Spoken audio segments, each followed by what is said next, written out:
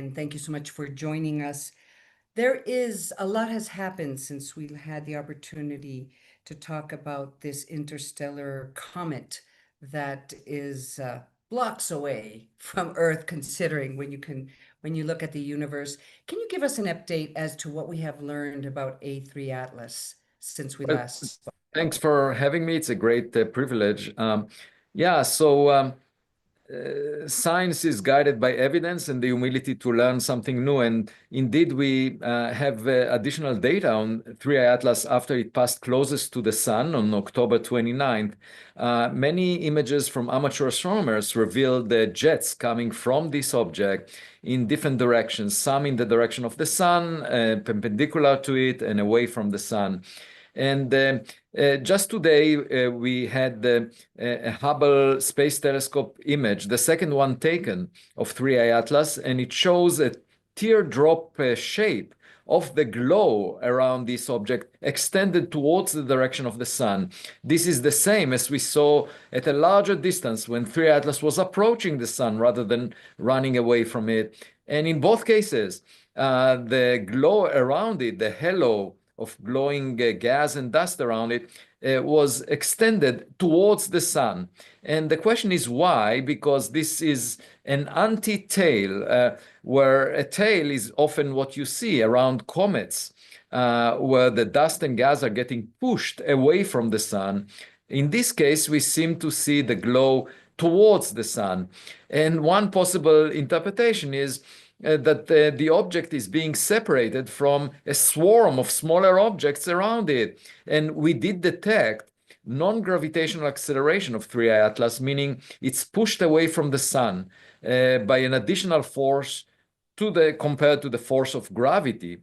And if that is the case, then it gets separated from a large swarm of collection of smaller objects, and perhaps that is the reason why the objects are lagging behind it and create this halo of scattered sunlight that is extended in the direction of the sun. Another thing is that thanks to this non-gravitational acceleration, it turns out that 3i Atlas will arrive to Jupiter on the 16th of March 2026 at a distance that is exactly the distance where Jupiter's gravity dominates over the sun's gravity. And that precision of almost 4 significant digits of it arriving exactly to that distance is surprising and interesting. And it raises the question of whether this trajectory was designed, because that's the distance where a technological object would deposit devices that can be put in the Lagrange points around Jupiter. These are points where you don't need much fuel for course corrections to keep them there. The coming weeks and months would be particularly exciting as 3i Atlas gets closest to Earth on the 19th of December. And this would be just 1 week before the holidays. And let's all hope that it's actually just an icy rock and it will not deliver any unwanted gifts to us for the holidays. NASA had a press conference, and they provided their perspective of what we have learned up until now in regards to A3 Atlas. 3i Atlas. Are you satisfied with what they said? I was disappointed by the press conference held by NASA officials for a variety of reasons. First, during the government shutdown, no data was shared with the scientific community, and in particular, there was an image taken by the high-rise camera on board the Mars Reconnaissance Orbiter on October 2nd, a day after the government shutdown started. They could have shared the data in a repository that doesn't require any work from them, but instead they kept it out of the public view. And then 45 days later, they came out with a press conference And the hopes were that we will learn something new, but then this press conference did not reveal any substantial new information about 3I Atlas. Instead, what we saw are fuzzy images. Turns out that the high-res camera had a jitter that blurred the image. That's not up to them, of course, to get better data because it's the instruments that were not performing very well. But they should not have organized, in that case, a press conference because there was an anticlimax. The public was not particularly happy with the fact that there wasn't new information released and all of this data was kept secret until then. And moreover, there were no scientists at that press conference. It was mostly NASA officials basically making the point again and again that it's just a comet that came from another environment. And, in a way, it's a messaging that the public doesn't like to hear because it puts those officials on a pedestal as if they are lecturing the public of what the public should know. And they are not admitting the fact that this object has some anomalies, unusual facts about it that need to be explained because science is work in progress. And we should be honest when there are strange facts about an object. Even if we think that it must be a comet, it's a comet of a type that we've never seen before. And therefore, let's encourage the assembly of more data so that we can figure out. It's like the work of a detective. And that's the way science should be portrayed. And instead, what we saw is a group of NASA officials, not practicing scientists, that was giving the public what they think the public should know. That does raise a lot of suspicions, that just the way that NASA is handling it. So let me ask you this.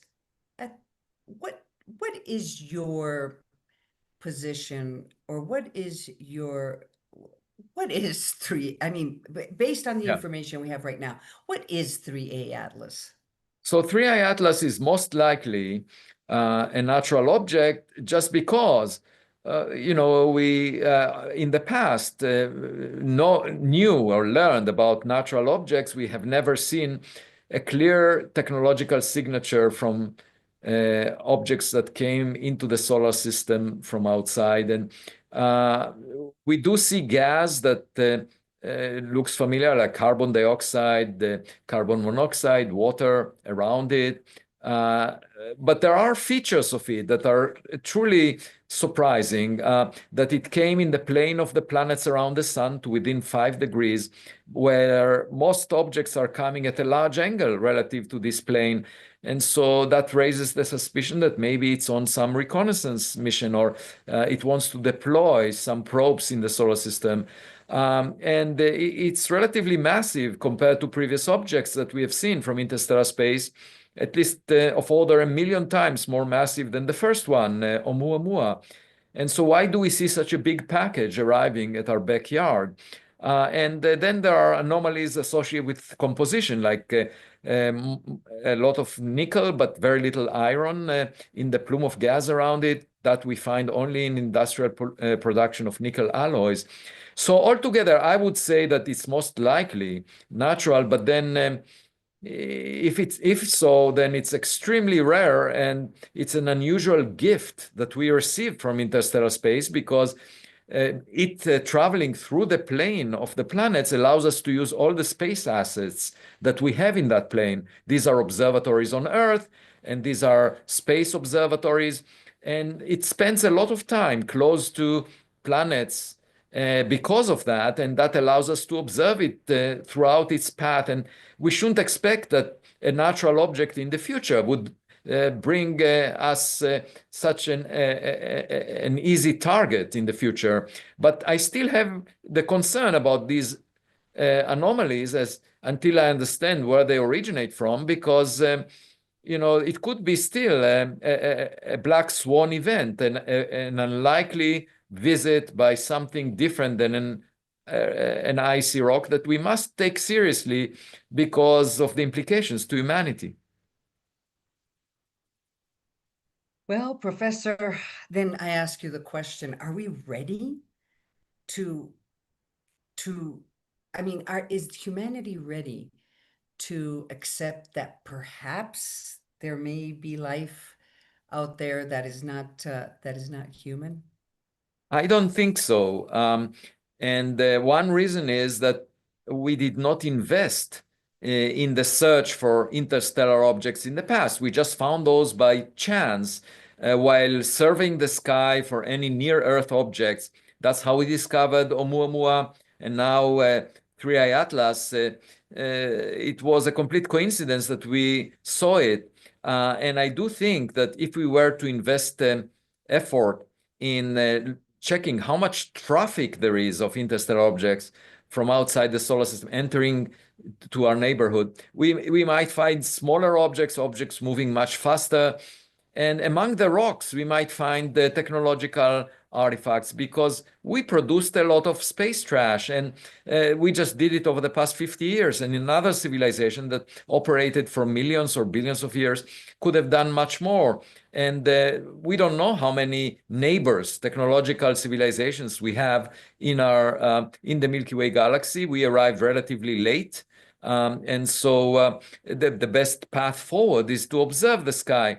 And even, if we were to discover after we are opening our minds to that possibility, and, that requires some humility that I'm advocating for. If we discover alien technology, what should we do about it? It's like a visitor to our backyard that we need to decide how to respond to it. And currently, governments or financial institutions are not ready for that. We were contemplating rocks that may impact the Earth because we know that dinosaurs were killed by a giant asteroid the size of Manhattan Island. So we are smarter, we can find rocks, and we can forecast how they move. But an alien technological object might maneuver, it might have an intent that we cannot initially figure out. And so it's a much more serious risk that we've never attended to. I tried to reach out to the United Nations so that there would be a committee or an organization that would bring in policymakers and scientists to discuss how to respond to a visit by alien technology, but they are very slow at responding to my request. And my guess is that as soon as we have clear confirmation of an alien technological object in our vicinity, everything will change. And suddenly it will become a high priority item. And we currently invest $2.4 trillion a year on military budgets. It might require us to divert a significant fraction of that to space exploration because we are not protecting the Earth right now against alien technology. And we need to have interceptors that would tell us about such objects as they approach the inner solar system.